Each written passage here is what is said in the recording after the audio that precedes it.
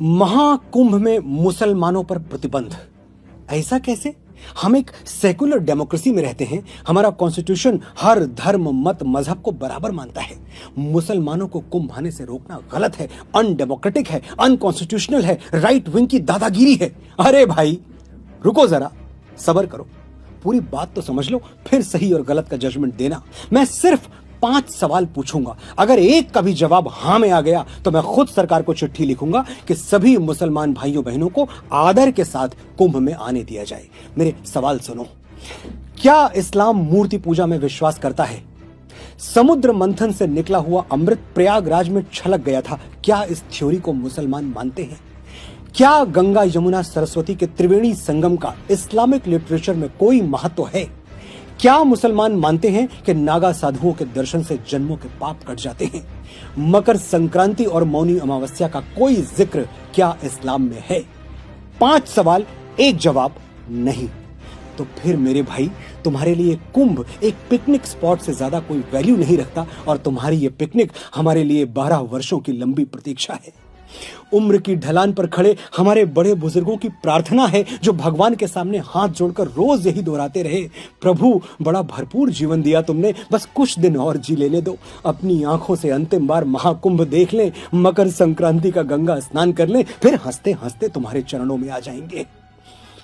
चाहते क्या हो तुम? जो थोड़ी बहुत पवित्रता हम सनातनी बचा पाए हैं वो भी दूषित हो जाए? देखे हैं हमने वो वीडियोस, खाने की चीजों में क्या क्या गंदगी मिलाई जा रही है और कौन मिला रहा है। हमारे बाबा थे, 90 साल की उम्र में भी अपना खाना खुद बनाते थे। घर में 4 बहुएं थीं, कहती हम बना दे बाबा, अलग चूल्हे पर बना देंगे। बाबा हंस के कहते नहीं बिटिया, किसी और के बनाए हुए पर विश्वास नहीं होगा, मन तभी मानेगा जब खुद बनाएंगे।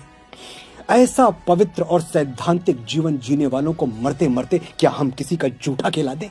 जिस गंगा के जल में डुबकी लगा के वो निष्पाप होने आए हैं, उसी जल से शुद्धता का विश्वास छीन ले? लिबरल बनने के लिए, 4 सूडो सेकुलर दोस्तों में वाहवाही लूटने के लिए हम अपने साधु संतों, ऋषियों, मुनियों और बड़े बूढ़ों की तपस्या खतरे में डाल दें? क्षमा कीजिएगा, हमसे नहीं हो पाएगा।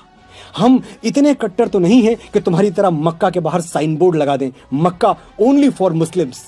लेकिन कुछ बातें बिना साइन बोर्ड लगाए भी समझ लेनी चाहिए। जैसे हम समझते हैं कि मक्का मदीना सिर्फ मुसलमानों का पवित्र स्थल है, इसलिए हमने कभी नहीं कहा कि मस्जिद अल हरम के दरवाजे सनातनियों के लिए भी खोल दिए जाएं। तुम क्यों जिद कर रहे हो भाई? और तुम्हारी जिद हमारे बच्चों को मिसगाइड कर रही है, एक पूरी पीढ़ी गुमराह हो रही है। 33 कोटि देवी देवता हैं हमारे पास, लेकिन हम चादर चढ़ाने दरगाह पहुंच जाते हैं। हमारे डीएनए में गलत डेटा ट्रांसमिट कर दिया गया है। शिवलिंग पर जल चढ़ाना मतलब अंधविश्वास, सुपरस्टिशन, और दरगाहों पर चादर चढ़ाना मतलब एब्सोल्यूट साइंस। हिपोक्रेसी की भी सीमा होती है। लेकिन ये जो गुमराह हो गए हैं, ये भी हैं तो हमारे अपने ही। हम इनको तब तक समझाएंगे जब तक ये समझ नहीं जाएंगे। और तुम सिर्फ 45 दिन रुक जाओ मेरे भाई, 13 जनवरी से 26 फरवरी तक। फिर कौन रोक रहा है तुम्हें, और तुम कहां रोकने से मानोगे? हर साल रामनवमी, दशहरा, दुर्गा पूजा हम हाथ जोड़ के विनती करते हैं, हमारी शोभा यात्राएं अपने इलाके से शांति पूर्वक निकल जाने दो। तुम कहां मानते हो? तुम्हारी छतें पत्थर उगलने लगती हैं। लेकिन महाकुंभ दुर्लभ है, ये अवसर हमें अगले 12 साल तक नहीं मिलेगा, इसलिए ना हम कोई चांस लेंगे और ना किसी की सेकुलर बकवास सुनेंगे।